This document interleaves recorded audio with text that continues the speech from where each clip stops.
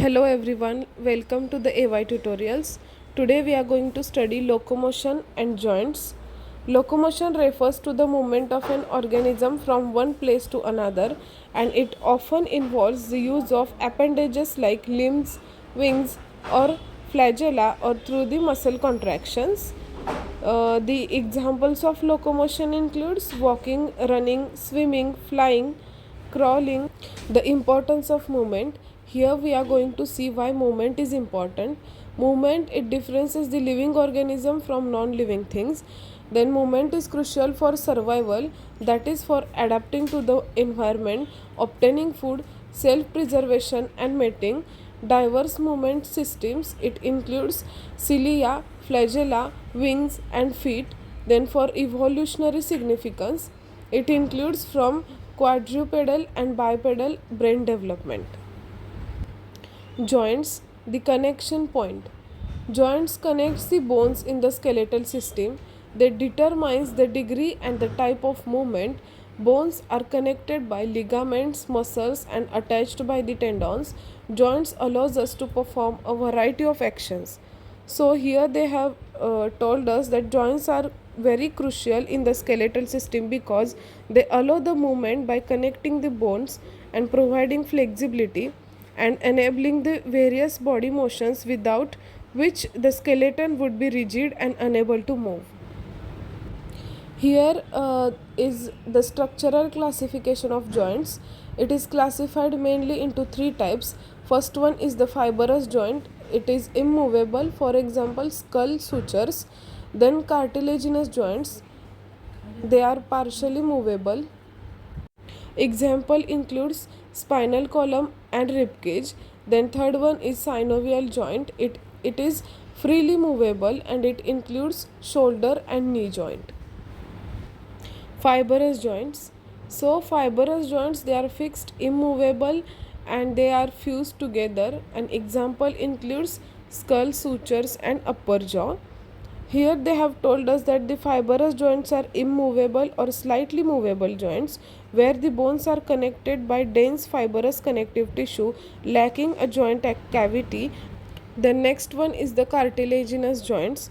Cartilaginous joints are the joints where bones are connected by cartilage, either hyaline cartilage or fibrocartilage, and it allows for the slight movement but less than synovial joints. They are partially movable, connected by the cartilage, and there are the types of cartilaginous joint, that is symphysis. It is permanent, for example pubic symphysis. Then synchondrosis, that is temporary. Example includes epiphyseal plates. So the examples of cartilaginous joints are spinal column and rib cage.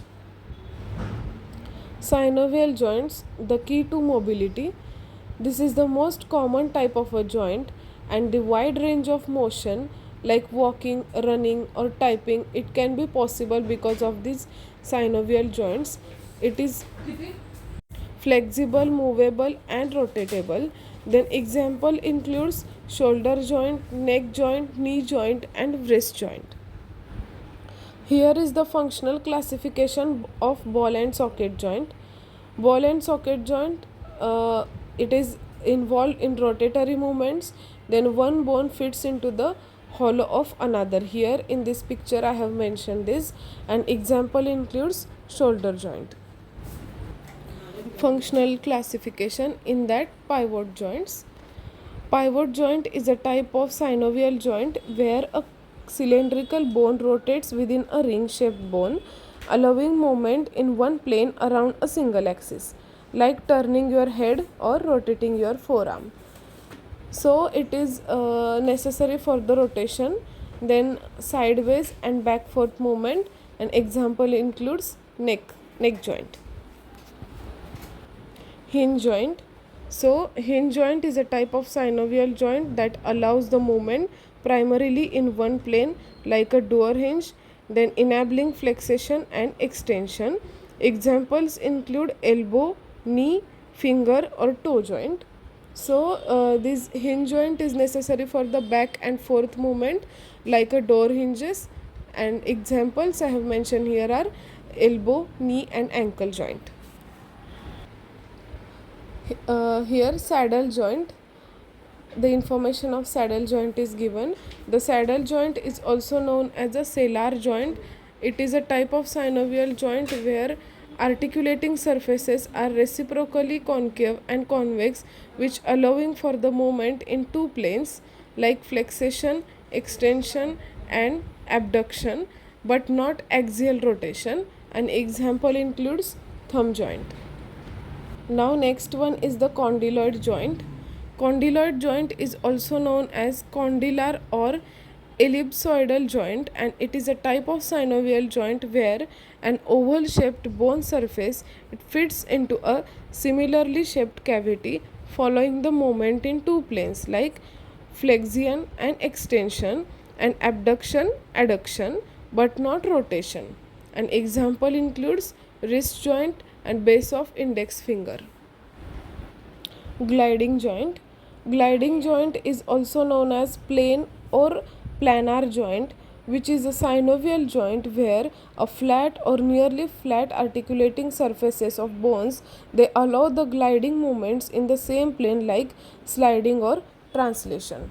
So here plane or planar joints are there, and bones glide over each other. An example includes wrist and ankle joint. Now, conclusion. Joints are essential for the human locomotion. Structural and functional classification help to understand their roles. Then, each joint type contributes to our diverse range of movements, and understanding the joints which are helpful to us for the appropriate the complexity of the human body. Here we are done with the locomotion and joints. If you like this video, please like, share and subscribe to the AY tutorials.